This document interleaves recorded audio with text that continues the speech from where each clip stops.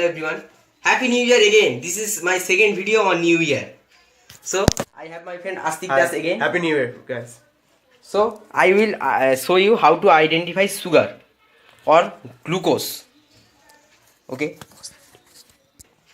So this is my citric acid or citric acid solution which I bought local as Nimbu salt or lemon salt. So I will add some sodium carbonate in it. It reacts to produce CO2. As you can see, air bubbles are forming here. See, this is bubbling and forming CO2, carbon dioxide. This is our CO2. So we don't need this. We want some sodium citrate mixed with sodium carbonate.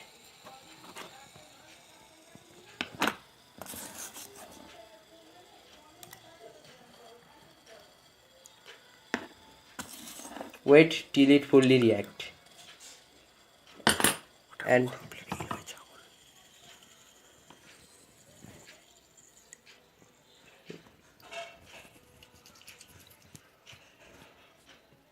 I think it reacted completely.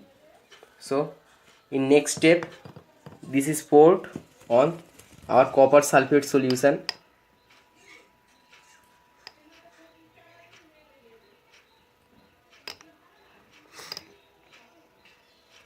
Okay, so some more sodium carbonate is added. So we have a bluish mixture, and the mixture is called Benedict reagent, and this Benedict reagent will help us to identify glucose. Okay, so we have a solution there. It can be glucose, but how we confirm? So Benedict reagent is added into it. We have a glucose and Benedict reagent, or glucose, no? Yeah, in something solution and Benedict reagent. Mix into it. So in our gas we heat this mixture of sugar and Benedict reagent. This is heated for a while.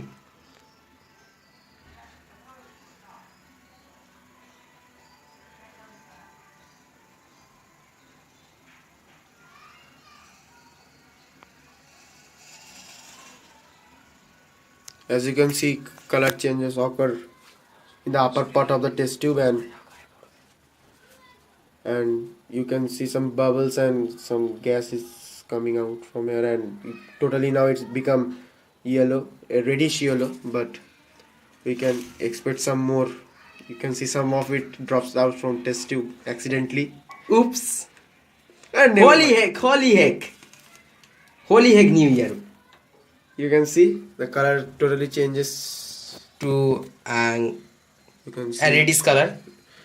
orange, Bright red. Orange is close to red. The color is very close to red. It's like a carrot juice. And this indicates the presence of a reducing sugar. So what happened? Sodium carbonate and sodium citrate or citrate hydrolyzed in water to produce sodium hydroxide and weak acids. Sodium hydroxide is a strong base which reacts with copper sulfate to produce copper hydroxide, which is unstable.